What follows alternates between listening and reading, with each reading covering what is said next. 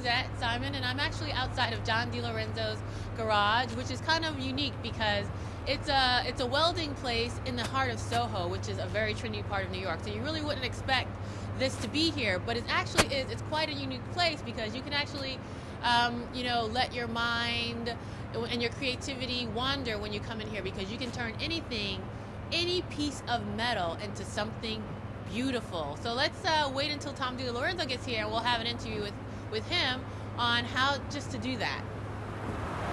Hi everybody, we're here today in John DiLorenzo and Brothers, and I'm here with Tom DiLorenzo, the owner. And this actually is a very unique shop because it's located down in Soho, but it's a welding and steel place, which is kind of unique because Soho is a very trendy, expensive area. So he's kind of carved out a little niche, and you kind of wouldn't know if you were walking down the street that all of this existed, all of this welding equipment. And how long has this been here?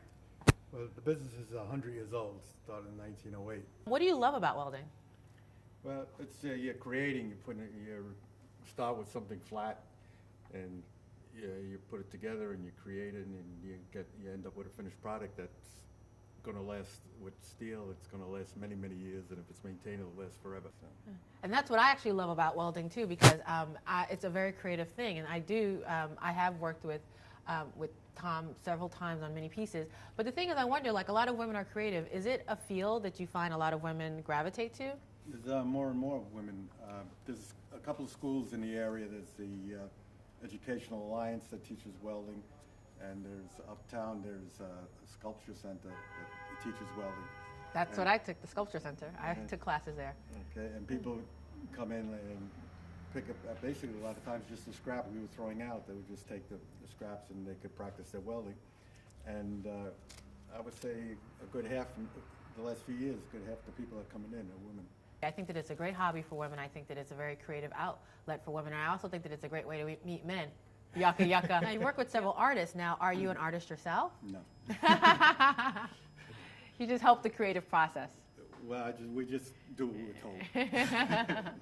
Well, I'm not a critic either, because some things are called art, but I take their word for it. Well, I mean, it's more than just doing what you're told, because I've designed some things, and he's actually been able to give me some insight and his creative input on making it work. So actually today we're going to learn how to weld a little bit. So first, there are three types of welding, right? There's arc welding and TIG welding, and then MIG welding. So we're going to do a little bit of the oxyacetylene, or it's called probably do arc welding would be arc the welding. easiest. Yeah, I mean, I love arc welding too. It's like it's the easiest thing to bang out. So let's try to learn that. So come along and let's weld something. Let's turn something that is ordinary into something extraordinary.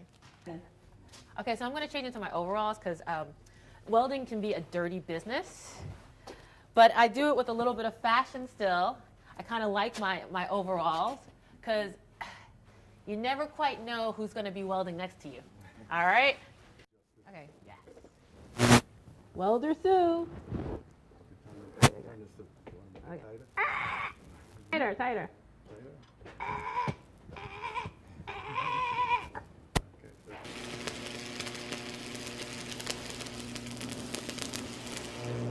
Okay, great. Let's see. Oh, SS, that's great. You know what I feel like? I feel like you're the Martha Stewart of welding. Look what we made. This is beautiful. Oh my God, if we could only just eat this. You know what I mean? All the iron that we need. Pieces of metal like this, we join them together, and then I put in my initials in it. Okay? Now this is art. This is art. You know? Lasts forever. Today in Soho, tomorrow the MoMA. So thank you again for joining us. We're here at John DiLorenzo and Brothers, and actually the shop is over 100 years old, and they're actually going to be wrapping up. It's one of those New York stories. Right. So they got a great offer. And next thing you know, you'll be reading about Tom in the pages of GQ. Trump. Yeah, you and Donald Trump, and vacationing on the Riviera. Yeah. Well, I'll come to your shop. Definitely. All right. Well, thank you again, Tom. Okay. He's a sweetheart. He's a real sweetheart.